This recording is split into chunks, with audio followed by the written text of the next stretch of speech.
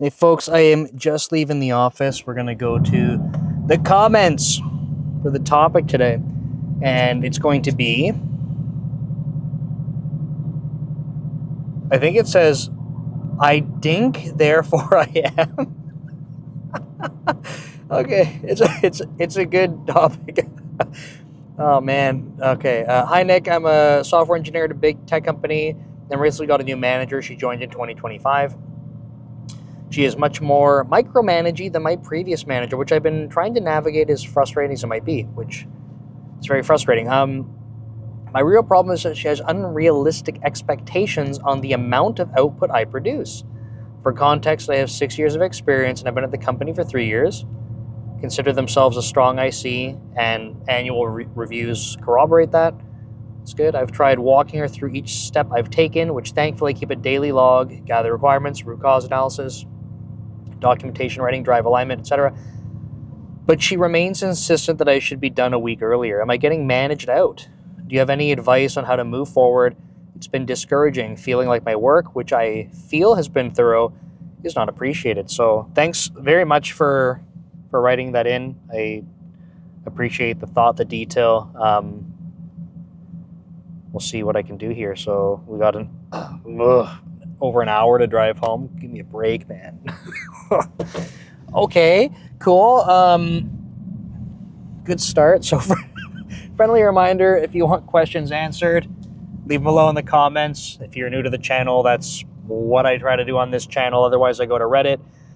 The alternative is that you can send a message over to DevLeader on social media.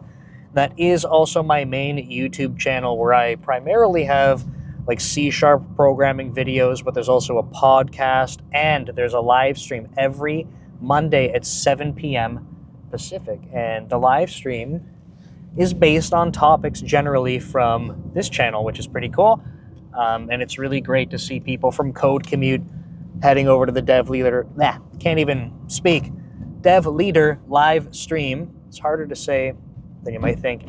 And yeah, like people that engage in the comments and stuff, jump into the chat. So it's really cool. Anyway, so this is a tricky situation. Shout out to Devin because he knows exactly what I'm going to say. Devin, this is coming. It's all about level set expectations. That is one of the two things I basically repeat in every single video. So it's good at least that this person's having conversations with their manager about it, okay?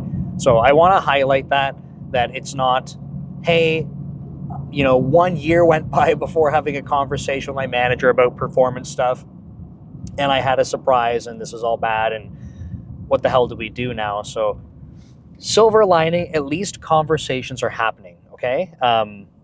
Don't get me wrong, this does sound frustrating. So this person is claiming that they have, I'm going to yawn. It's coming. Needed that. Okay. This person is claiming that they're documenting, what's going on, how they're spending their time, which I think personally, if you're in a situation where you even think that this is happening, I think it's good that you do this. Kind of keep a written record of how you're spending your time and stuff. I think that's good practice. If you can make time in general to kind of summarize your day and stuff, I think that can be helpful. But in particular, if you're in some type of performance improvement situation or getting feedback that's like this, like, hey, we have different expectations, then getting things documented, I think, can help. The reason I say that is because you want to be situating yourself where when you're having conversations about this stuff, that you're going in with like evidence if you need it, right? So for example, if a manager is like, hey, we talked about this and you haven't delivered any features in 2 weeks, I'm just making something up. And you can be like, hey, actually, that's not true. Like based on, the daily or weekly sort of, tally that you're taking of your notes for your progress, you could say on this date, this is when I ended up landing this, on this other date, whatever, just having evidence. So the nice thing about it is that it takes things away from being like ambiguous, takes things away from being, I don't know, like feelings to just like objective data. Okay, so as much as possible, we want to make sure that we can be objective about these things, and that goes for the manager as well, right? It's not like, oh, I don't really like this person on my team, or I don't know, they're taller than me or they're shorter than me, so I'm going to treat them differently. I'm just saying that because I'm really short. Like being objective about what's being discussed is important. So having evidence is important. Same thing goes for managers the other way, right? If you're a manager and you're having to work with someone through performance improvement, documentation is really valuable. I am historically not great at this, and like primarily because I like to lean in a little bit more to like benefit of the doubt for people. But ultimately, like when I have to take action, I need to make sure that I'm having documentation in place. Absolutely, like required. So I think that's good that this person's doing this. To answer very briefly, like, am I getting managed out? It's impossible for me to answer that. I cannot tell. Now, it sounds like there's misaligned expectations. So I would get... Sorry, someone was coming up a little too quick behind me, and I don't like that. Oh, come on, buddy. Get in here. Come on. People put their signal on to move and then just don't, even after I've slowed down. In those conversations, so it sounds like it's kind of hard for me to tell from the way it's written, but it sounds like there's conversations about, like, here's what I've done, and then they're still going, yeah, but you should have done that a week ago. So, like, what I am struggling with a little bit from the scenario is understanding, like, okay, so going forward, like, let's level set on what the expectations are, right? Like, if it's always retroactive, then it's really difficult to set the expectation going forward. That might be happening, but I feel like the way that the comment's written, and the comment's public, you can go check it out, but I feel like I'm kind of missing that. And I'm not saying like it's any fault of the person who wrote it. It's, a scenario, and I'm just trying to kind of navigate it. So if that's not happening, right, if it's always like more retroactive, then the problem ends up being that you're getting told in a conversation, hey, like, not meeting expectations in this case from an output perspective. You go, okay, like, but here's everything I did. And they're like, yeah, but that's not meeting expectations. If you stop there, right, maybe discuss other things or whatever, but then the next week you just repeat the same thing, like, yeah, like, it's very easy then to go for either side to try and argue I've done enough or have not, because you didn't come to an agreement about what the next milestone is. So what I like, and again, I'm kind of going down this path right now because I don't know exactly how things are set up there. I would want to make sure that if someone's having that discussion and they're like, based on the throughput that I'm seeing, I don't think that's sufficient for what expectations are. Couple things. One is I would personally want to sit down with that person and let's go through their notes. How are you spending time, right? And, the way that I at least like to lead is that I don't want to just assume that someone's like screwing off and doing nothing. Man, this person does not understand merging. They're just blocking a whole lane of traffic. Come on. Just embarrassing, man. I can't believe what I'm seeing. So just for context, because I don't have my 360 camera going, I'm sitting in a lane. There's about another kilometer, I don't know what that is in miles, less than a mile, about a kilometer of like back to back before bumper to bumper before the exit. There's a lane of traffic you can see beside me that's flowing. This person stopped blocking that entire lane of traffic to try and merge into this, but there's like another kilometer of runway that they can merge in at any point. Just like chaos. Anyway, what I would want to do in this situation for this individual is go, cool. If I'm trying to take the perspective of the manager. Let's assume that I don't believe that I have an employee that I don't believe is, that has throughput that I would expect at their level. Okay? I've absolutely had situations like this. Then you might say, okay, well, what is the right amount of productivity? How are you even measuring that? Let me just say I've had situations where the amount of things that are actually committed and shipped is like almost zero in months. So I don't need like a scientific measure to be able to say like something's not quite right here. But what I would want to do is go through with this person. Okay, like you're taking notes on how you're spending your time. Awesome. Let's go through it and try to understand how we can optimize this for you. My approach is not to say, give me your notes. Look, you're being an idiot here, here, and here. You're wasting time. I want to sit there and understand, okay, you're saying that you're just making this up in a day, right? So working roughly 8 hours in a day. You have written down for what you're doing is, an hour coding and then like an hour going through code review comments and then an hour making the changes and then another hour, like, I don't know, working on a doc for something. And then like 4 hours, I don't know, like the rest of the day, like, I don't know, like looking for documentation. I'm just making this up, right? I might say, hey, look, seems like you're spending a disproportionate amount of time trying to find resources, right? And maybe there's a pattern we see across the days. I'm just kind of randomly making up one day. So I'd want to go through that with them and say, like, based on how I see you're spending your time, it seems like there's a challenge here.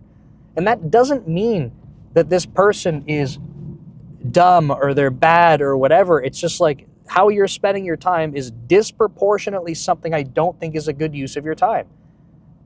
Now, if you're unable to find resources, it might mean we don't have the right setup for the resources, right? I'm not saying like it's this person's fault, they're bad, they're wrong. It's just like, that's not a good use of your time. I gotta switch lanes here.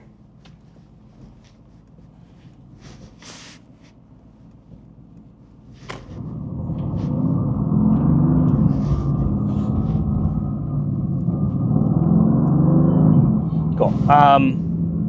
Just a nightmare of traffic. Okay, so like then we identify that, okay, like you seem to be looking for resources a lot and you're unable to find them, and like that's why you don't have a lot of time that's actually spent coding or doing like more productive work. Cool, like let's dig into that. What sorts of things are you looking for? Right? Or there's like a really common one is like, I can't get my environment up and running, right? And then we dig into it and it's like, did you talk to anyone about this? Well, no. And it's like, well, dude, like you spent 3 days trying to like get your IDE working and you didn't reach out to anyone for help? Like that's not a good use of your time. And it's okay that you're having problems, right? Like, I'm not saying that you're, ill-equipped just because you had problems with your IDE.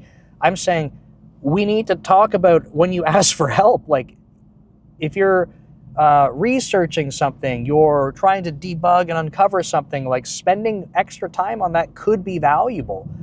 But getting your IDE set up, like everyone on the team already had to do that. It's probably a solved problem that you don't have to go relearn. So that's one, right? The documentation thing is like, cool, like maybe we're missing documentation. Maybe you didn't even know we had documentation for it, or you're looking in the wrong spot. Like, okay, like let's talk about that. Or you found it and the documentation totally sucks ass. Great, okay, like now we know we can identify that. And then we can see once it's improved, is this person able to start recovering from it? But one of the big challenges, or maybe I should say a common theme, is like when we have this kind of stuff going on, if you have people that are very like self-sufficient, even though they encounter the same types of problems like this, because they're self-sufficient, they end up navigating them, right? They talk to people on the team, they get things resolved, they move ahead. It becomes very glaring when you have people that aren't self-sufficient. And I'm not blaming individuals for this. I think there's a lot of different sort of approaches that people take. Some people can be very effective, but like they need like a really guided path. I think sometimes the remote nature of work can really mess with people on this, right? Where they're like, they might have felt like they're pretty self-sufficient, but that's just because their idea of resourcefulness is just turning to someone next to them. And now that they're remote, they're like, man, it sucks. Like, I don't want to reach out to anyone. I don't want to disturb them. So this can just like, I'm not blaming individuals for this necessarily. I just think it's a common pattern. And the other part to that common pattern is like, if you are self-sufficient, then it becomes less of an issue. So I would like to sit down with the person and go through how they're spending that time to see if we can come up with more action around that. The other part, though, is like, it's kind of clarifying expectations, right? So to give you an example, someone's got code that's been sitting in review and a week goes by. And I'm like, okay, like, did a week go by and there was like active conversation on this stuff and like back and forth, and it's actually progressing? Like, maybe not great, we spent a whole week in code review, but like we came up with like, there's a good solution that came out of this. Maybe something was unexpected. Now we're like, oh hell yeah, we're on the right track. Or there was some other like build system breakage that was blocking you, but it's resolved. But it's very explainable, right? Week, not great. 2 weeks, I'm like, okay, what's going on? With no movement, right? Or barely any. It's like, what's going on? Like that, you're basically in a position where you're feeling mostly code complete, but unable to actually get it across the finish line or get it to start rolling out. So what's up? I gotta move over lanes here. Come on, people, let me in.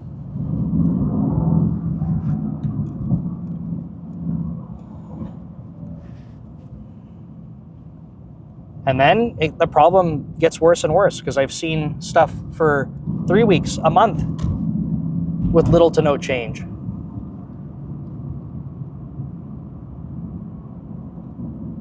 The problem with this kind of stuff, though, is like, when it's discussed like, hey, are you blocked? Are you stuck on anything? No, like everything's good. It's like, everything's not actually good if you have like a code review or a pull request that you're trying to progress sitting for multiple weeks. Like, there's something wrong. And again, if you are not self-sufficient, you're not a self-starter, you might just be sitting there waiting, expecting something to change. And it's not, because it's already been weeks. So like, you need to be proactive. Like, hey, like, I'm trying to get my work done. Could someone please have a look at this, right? Maybe you pinged the team when the review went up, and I don't know, people were in meetings or whatever. The chat got buried in the chat. I don't know. It could be a million things. Like, okay, you lost a whole day on it. I would be like, oh shit, man. Like, that's a whole day gone. Like, in the morning, I'm like, hey, someone start looking at this, please. But it's not the attitude a lot of people have. So I would be trying to clarify with this person, hey, if you're saying things are going to take this long, based on like us reviewing some things together, it seems like you have, I'm just making up a particular example, right? Like it seems like you have code reviews sitting open for a long time. My expectation with changes of like this scope is that you should, like, whatever your coding time is going to be, it's going to change from feature to feature and stuff, but we're seeing that you're having stuff like sitting open in a pull request with no activity for weeks, or minimal activity. Like maybe you got feedback right away, and I've seen this a lot. You get feedback right away, and then there's no updates. And so what? Like it's not done. You got to do something. So, hey, like my expectation is that once that stuff's up in like as a pull request and being reviewed, you should be able to close that well within a week. And that's my expectation. If you're like, well, Nick, the change is too big, I can't. Guess what? Maybe break down the change into smaller pieces. If you don't know how to do that, totally cool. Let's talk about it. Right? I want it to be the exception that your review is longer than a week. I'm using a week a little bit arbitrary here, but I still feel like that's a gut check. Like longer than a week if something doesn't feel right. There's got to be like a good reason for it. Like, hey, I really needed this subject matter expert to review it. They missed the one day, they were sick the next day, and then they were on vacation, so I had to wait till the weekend to finish, and there we go, right? That's the exceptional case. If it was urgent, then I would say, hey, we need other subject matter experts to go review this, but I think you get the idea. So level set the expectation with the individual around some of the process time. So, hey, if your stuff is sitting in a pull request for over like a week, or you're approaching a week, that should be alarm bells for you. And that's one expectation. If I meet with this person the next week and the same pull request is still open with no movement, or there's a new pull request that's been sitting for a week, like you're not meeting the expectation I have. Now, again, I want to understand from you. Like my goal is not to shit on you for this, right? It's like, I believe that when I'm having a conversation with someone and they're going, yep, makes sense, I get it. Like I believe them, they understand. So if it happens again, I'm not like, oh, you must be stupid. It's, hey, like, what's up? Like you seem to understand, we aligned on this. This is where documentation is really good, right? But being able to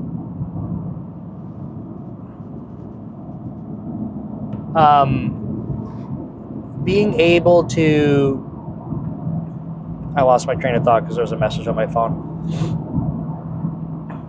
I was talking about code reviews, stuff taking too long. Oh, so week over week, right? I want to talk to them and understand, like, something must be going on still if you seem to understand it, but you're unable to do that. So, like, how do I help you? Like, where are you getting blocked so that you are unable to, work on this commitment that we agreed to? Right? So my approach is generally that I want to like provide a framework of guidance, not like every individual feature is like you must do X, or like, no, but like here's my framework, here's my guidelines, and like those are my expectations for it. So for this person, like if you're not having those types of conversations after receiving like, hey, I think this should have been done a week ago, okay, hear you on that. Maybe we can go through the stuff you've documented, see how you're spending your time. Cool. Hey, here's the next thing I'm working on. Let's come up with some expectations for that. Based on everything we just looked at, are there some process improvements I should make? Do you think I'm spending too much time updating documentation? Is that maybe a gap in the team because no one else is doing that? A really common one, and this is an example I want to share because it's not, ownership spans a couple different people here. Let's take some of my principal engineers, okay? At principal level, there's an expectation that individuals are, like the impact they're having is quite significant, right? It's not just small feature work and lots of it. It's actually more significant feature work, architecture, spanning different teams in terms of what their improvements and feature sets are. And if like that's not happening, again, it's not like oh, you're bad, you should feel bad kind of conversation. It's like, hey, well, what's up with that? Like, why do you find that you're unable to do that? Is it because we don't have the things?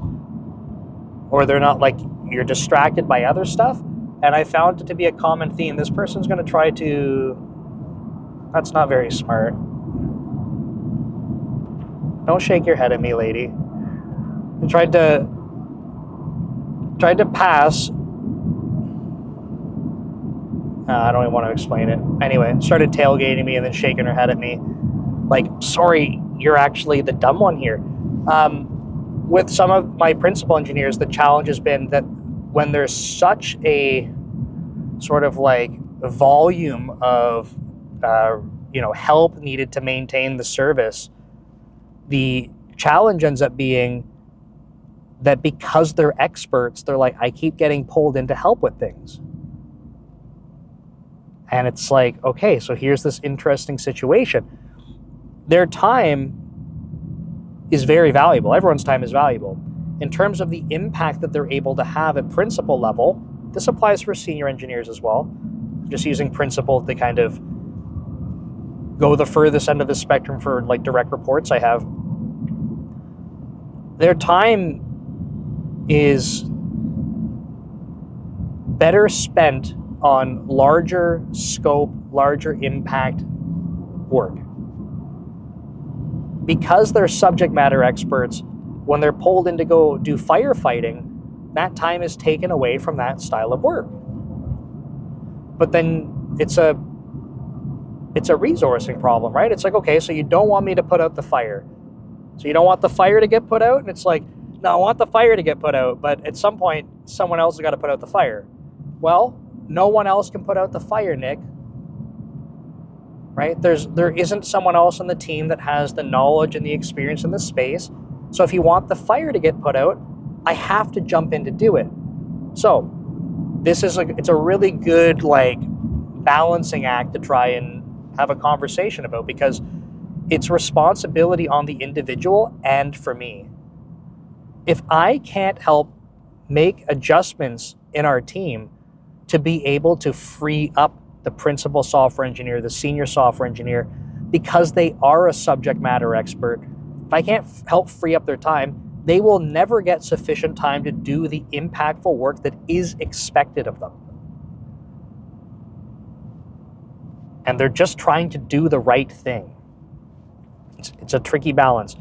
So that means that I have to start looking at things and going, okay, next time we got to put out a fire, how bad is that fire? Because if it's not about to melt down the whole world, like, okay, someone less experienced is going to go on that, and, they're going to try to drive it, and it might be a little longer, the fire might spread a little bit worse, but we're going to learn, right? Or I might pull in two people to put their heads together, and it's going to slow us down a little bit.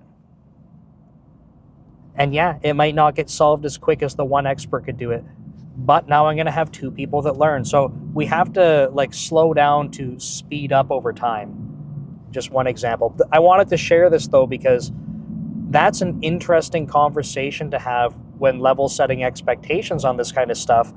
Because it's like, hey, if my expectation is that your level, you're doing this style of work, and we're meeting to talk about it, and you're like, hey, I'm not doing that kind of work.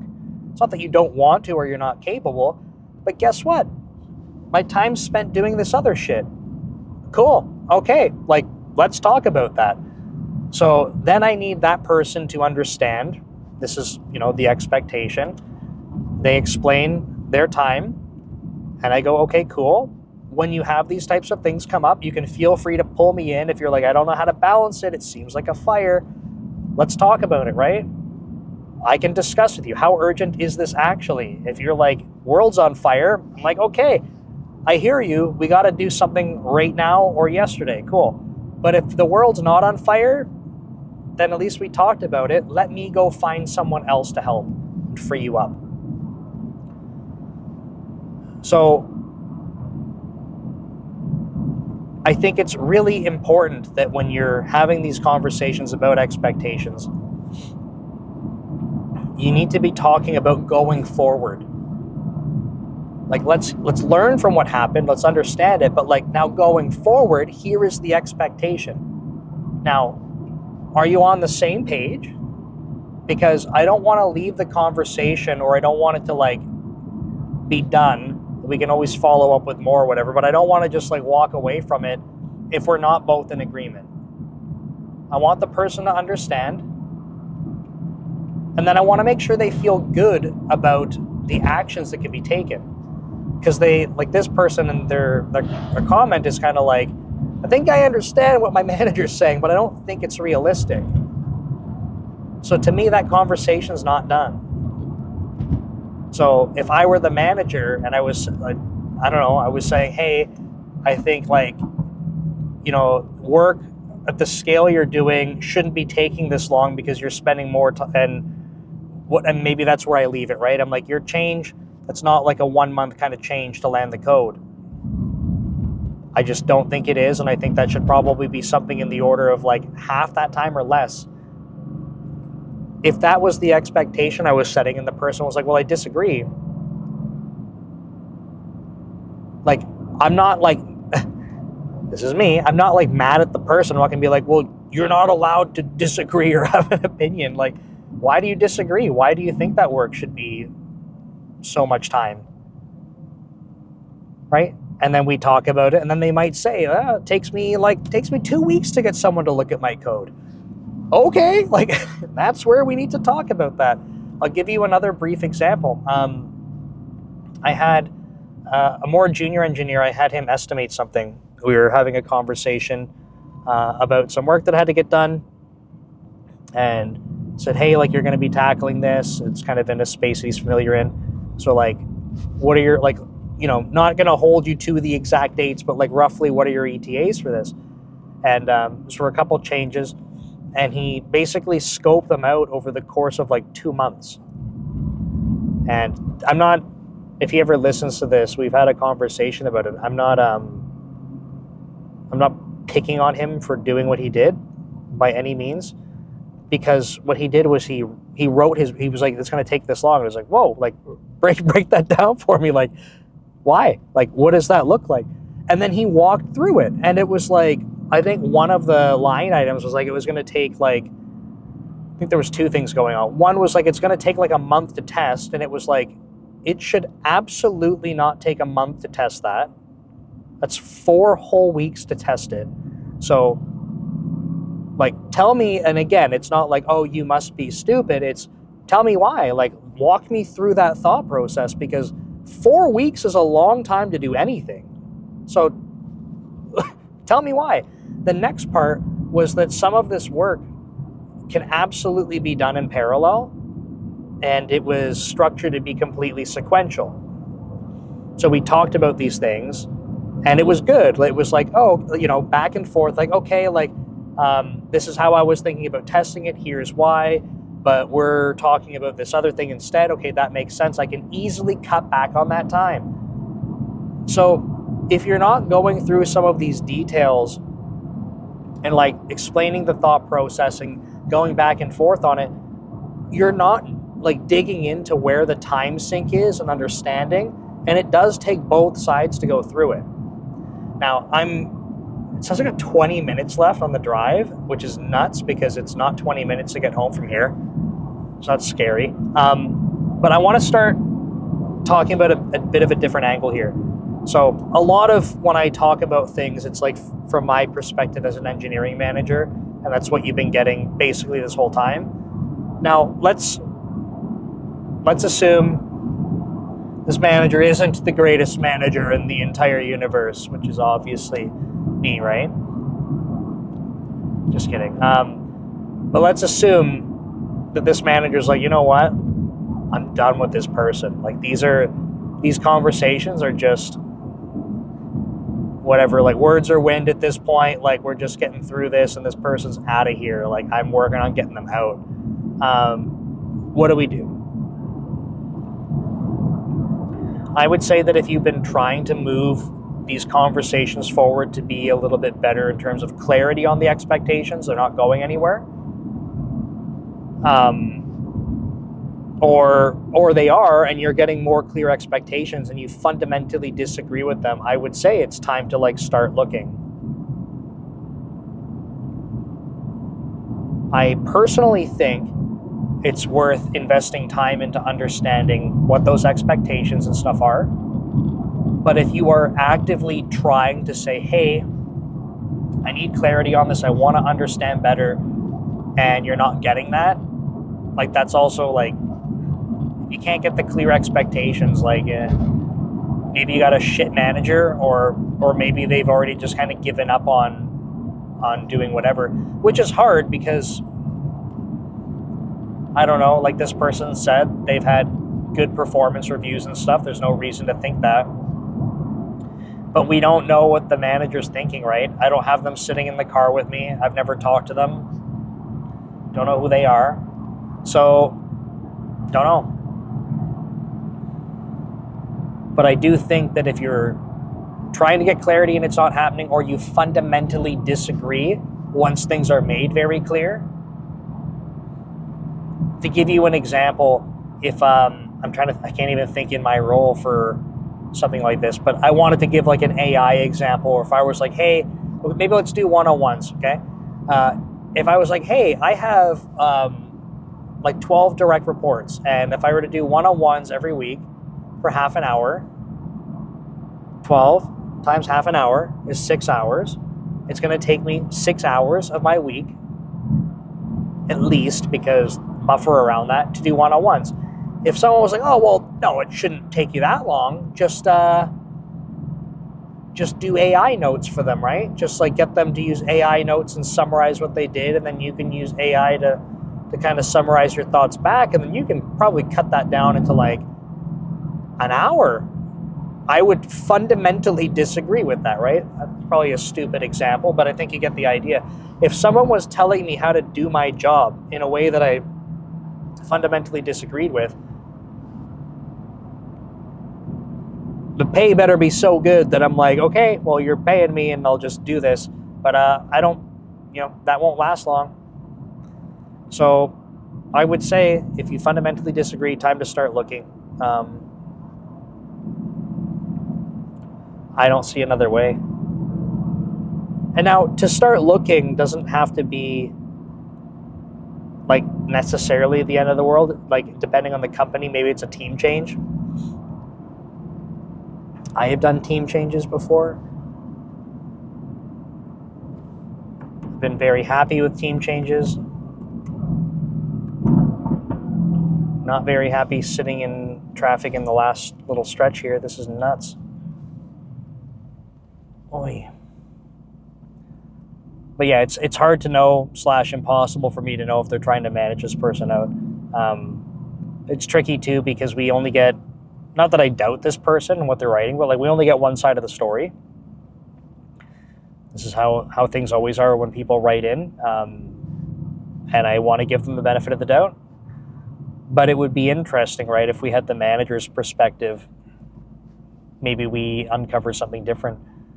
But because we can't and we don't know, we either assume a bunch of stuff,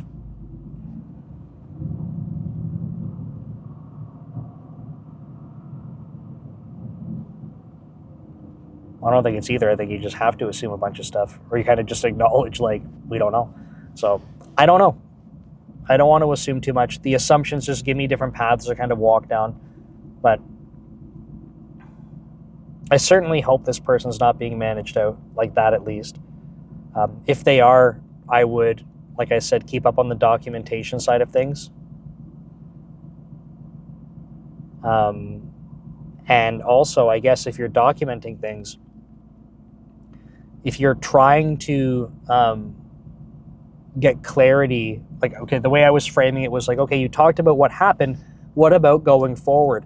Like, document that, because if you document this week and you say, okay, the plan for next time we meet is like, this is the expectation. Okay, if you keep notes on everything you're doing,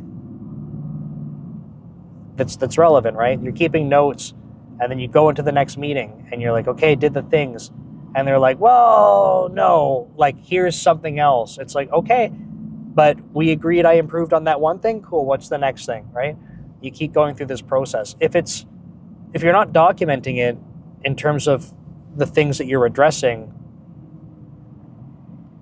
then like, how do you tell the story? If you were able to say at the end, like, hey, it was always a moving target, and like, it kind of makes it a shitty story for someone who's trying to manage you out. If it's like, okay, Johnny, the thing I'm most concerned, or the thing I'm concerned about for you is this, and we need to see this improve. And you're like, okay. And then you go improve it, and they're like, Johnny, it's great that you did this, but like, this sucks. And you're like, okay. And then you go do it, and they're like, well, Johnny, no, next thing. And you're like, well, wait, why don't you just tell me the things to go work on? Because if you're always going from one conversation to the next, making an improvement in an area, and then being blindsided by something else, it's like, if it's a regression in something else, okay, like, you're regressing. But if it's just something completely different, it's like, man, just tell me. Tell me so I can go address things holistically. But I think it makes for a pretty bad case if someone says all over the map with random things every time to try and improve. There needs to be some consistency to that. So your documentation is your best friend there. But yeah, in the situation where you're being managed out, like I said, I would lean into trying to get clarity first. If you fundamentally disagree, then that's the way it is. And your best friend is documentation. So I hope that helps with the question. I realize it's a long-winded way to just talk about a bunch of shit. But there you have it. Thanks for tuning in. I'm going to turn this off because I still got more traffic to sit in. And I will see you next time. Take care.